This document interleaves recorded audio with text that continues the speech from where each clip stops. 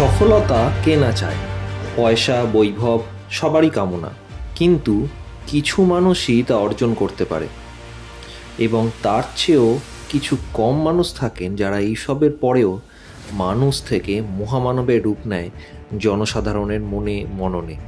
আজকের হার না মানা হার সিরিজে আমরা কথা বলবো এমন একজনের, যিনি কোনো বিখ্যাত পরিবারের বংশধর নন, নেতা বা অভিনেতার সঙ্গে দূর দূর অবধি যার কোনো সম্পর্ক নেই, সম্পূর্ণ স্বমহিমায় যিনি আজ লেজেন্ড সারা পৃথিবীর কাছে। আমরা কথা বলছি ইন্ডিয়ান মেগাস্টার রজনীকান্ত বা শিবাজি রাও গায়কোয়াড়ের। 12ই ডিসেম্বর 1950-এর সাধারণ মধ্যবিত্ত বাড়িতে জন্মগ্রহণ করেছিলেন শিবাজি রাও। তার বাবা রামজি রাও ছিলেন পুলিশ কনস্টেবল এবং মা রমাবাই ছিলেন গৃহবধূ। শিবাজি ছাড়াও রামজি রাওয়ের আরও 3 ভাই বোন ছিল। সব কিছু ঠিকঠাকই এগোচ্ছিল, কিন্তু শিবাজির মাত্র 9 বছর বয়সে তার মা ইহলোক ত্যাগ করেন। পারিবারিক সচ্ছলতা কোনোদিনই ছিল না পরিবারে, তাই পড়াশুনো চালিয়ে যাওয়ার জন্য খুব কম বয়স থেকেই শিবাজি নানান ধরনের কাজ করতে থাকেন। কখনো তিনি কার্পেন্টার হয়ে ফার্নিচার তৈরি করেন, তো কখনো কুলির কাজ করেন। কিন্তু মনে রাখতে হবে, এত কিছুর ভেতরেও পড়াশুনো থেকে বিমুখ হননি তিনি বা তার পরিবার। রামকৃষ্ণ মিশনে নিয়মিত তার বেদ ও পুরাণের চর্চাও চলত। সেই কারণেই হয়তো নিজের শিকড় বা তার নীতিবোধের একটা ছাপ সবসময় তার মধ্যে দেখা গেছে। অবশেষে বিটিএস বা ব্যাঙ্গালোর ট্রান্সপোর্ট সার্ভিসে তিনি কন্ডাক্টর হিসেবে নিযুক্ত হলেন। এর মধ্যেই বেশ কিছু পৌরাণিক নাটকে তিনি অভিনয় করতে থাকেন। সাউথের নামকরা কিছু ডাইরেক্টরের চোখেও পড়েন, কিন্তু সেইভাবে কিছু কথা এগোচ্ছিল না। শিবাজির বাড়ির লোক খুব একটা খুশি ছিলেন না তার এই অভিনয় প্রীতি নিয়ে, বরং অনেক বেশি খুশি ছিলেন তার কন্ডাক্টরের চাকরি হয়ে যাওয়ায়। শিবাজি কিন্তু মনে মনে তৃপ্তি বা আনন্দ উপভোগ করছিলেন না। তার এই দোটানা পরিস্থিতি তার বন্ধু রাজ বাহাদুর উপলব্ধি করেন এবং শিবাজিকে পরামর্শ দেন যে তিনি যদি অভিনেতা হিসেবে নাম করতে চান, তাহলে তার অভিনয় শিক্ষার আরও প্রয়োজন আছে। তিনি উপদেশ দেন মাদ্রাস ফিল্ম ইনস্টিটিউটে এবং শিবাজিকে তার পরিস্থিতি জেনে আর্থিকভাবেও সাহায্য করেন। জীবনে এরকম একজন বন্ধু পাওয়া সত্যিই ভাগ্যের ব্যাপার। কি বন্ধুরা, আপনাদের বন্ধুরা কিভাবে আপনাদের পাশে দাঁড়িয়েছিল তা আমাদের কমেন্ট বক্সে জানাতে ভুলবেন না। কিন্তু শুরু হয় শিবাজির অভিনয় শিক্ষা। যেন প্রাণ ফিরে পেলেন তিনি, এবং সেখানে পড়াকালীনই কে বালাচন্দ্রনজির নজরে পড়েন তিনি।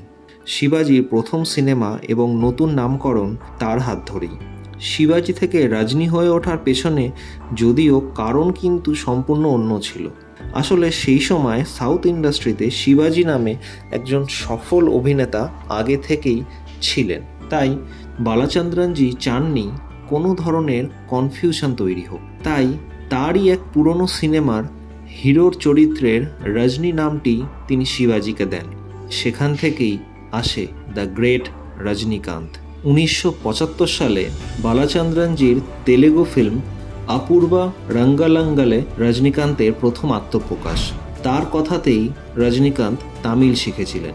এরপর 1976 সালে মন্দ্রু মুদিচি প্রচণ্ডভাবে জনপ্রিয় হয়। তারপর থেকে আর পেছনে ফিরে তাকাতে হয়নি তাকে। তার নিজস্ব স্টাইল এবং অতিরঞ্জিকতা দর্শকদের মধ্যে আলোড়ন তোলে। 1980 সাল আস্তে আস্তে তার জনপ্রিয়তা তুমুল আকার ধারণ করে। বলিউডেরও বেশ কিছু ছবিতে তাকে দেখা যায় star of the millennium Amitabh বচ্চনের সাথে।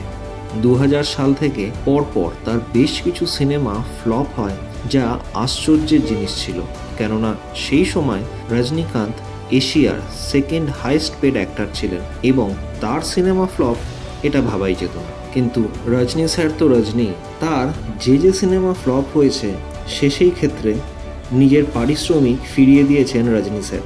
হাল ছাড়েননি, দমেও যাননি। 2007 সালে আসে তার শিবাজি দ্য বস।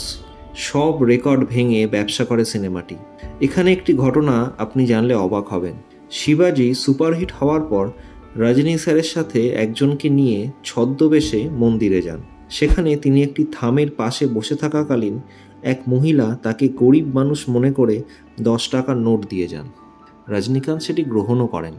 পরে তার আসল পরিচয় জানতে পেরে মহিলাটি খুব লজ্জিত হলেও রজনী স্যার তাকে বলেন যে এর থেকেই বোঝা যায় যে বাইরের রূপ দেখেই আমরা কাউকে বিচার করি। শিবাজির পরে আর রজনীকান্তের টানা ফ্লপের সম্মুখীন হতে হয়নি। 1993 সালে ওয়ালি সিনেমার মাধ্যমে তিনি স্ক্রিনপ্লে রাইটিংয়ে আসেন। আর আজ তো সাউথ ইন্ডিয়ার কর্পোরেট অফিসগুলোয় রজনী স্যারের সিনেমা মুক্তির দিন অফিসিয়ালি ছুটি ঘোষণা করা হয়। তামিলনাড়ুর মাদুরাইতে তো তার 250 কিলোর মূর্তি বসিয়ে তাকে পুজো অবধি করা হয়।